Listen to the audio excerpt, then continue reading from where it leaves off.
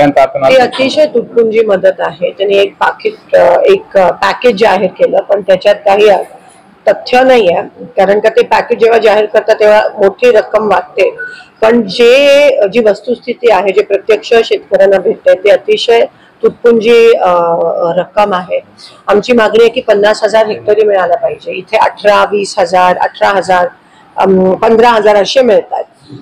शेतकऱ्यांची शेती वाहून गेले डोळ्यासमोर आणि त्यांना 3 वर्ष लागतील ते 4 वर्ष लागणार आहेत या सगळ्या गोष्टींतून सावरायला. आणि मग त्यांना तुम्ही 12-15,000 देत असाल तर ते साफ चुकीचं आहे.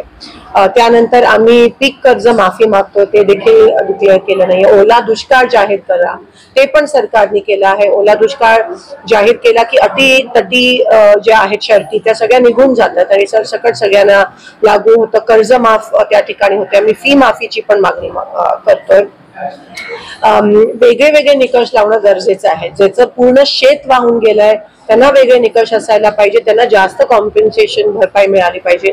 ज्यांची शेती खरडून गेल्या त्यांना वेगळे निकष, वेगळं पॅकेज डिक्लेअर, म्हणजे फळबागांना वेगळं पॅकेज, जमीन जी शेती वाहून गेल्यात नदीकाठचे त्यांना एक वेगळं पॅकेज मिळायला पाहिजे.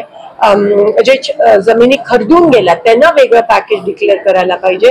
अशा पद्धतीत ते पॅकेज डिक्लेअर करणं हे सरकारकडून अपेक्षित होतं. पण हे मायबाप सरकार त्यांनी काय मायबापाची भूमिका निभावू शकत नाहीयेत. उलट इथे अजूनही बऱ्याच लोकांना पैसे मिळाले नाहीयेत. 10,000 आणि 12,000 काहीच होणार नाही. हा शेतकरी हा आपल्या महाराष्ट्राचा देशाचा कणा आहे.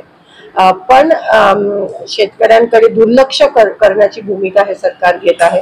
तिथे बिहारला निवडणूक आहेत म्हणून धपाधप पैसे पाठवले जातात, पण इथे ह्या शेतकऱ्याला म्हणजे खरंच तसं डोक्यावर पाणी गेलं तरी सरकार या शेतकऱ्याला मदत करू शकत नाही. म्हणून आम्ही म्हणतोय की ओला दुष्काळ जाहीर केला पाहिजे. कर्जमाफी होऊन जाते, फी माफी होऊन जाते, लाईट बिल माफ होऊन जाते. आणि तीच परिस्थिती आता या शेतकऱ्यावर आली आहे. खास करून सोलापूर मराठवाडा भागात तुम्ही बघा, एक तर जेव्हा उन्हाळ्यात पाण्याची पाळी मागितली जाते तेव्हा देत नाही, आणि आता जेव्हा एवढं सगळं तेव्हा तुम्ही हे नैसर्गिक नाही आहे. शासनाने केलेली ही अतिवृष्टी आहे आणि शासन जबाबदार आहे. आयुष्य संसार उद्ध्वस्त झाले शेतकऱ्यांचे.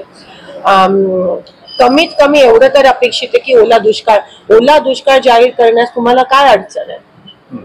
आणि एकतर तुम्ही तुमचं प्रस्ताव पाठवायला पण एवढा वेळ केला दिल्लीला महाराष्ट्र शासनाने. ही दिरंगाई का आमच्या शेतकऱ्यांवर एवढा अन्याय ह्या ट्रिपल इंजिन सरकारकडून का केला जातो.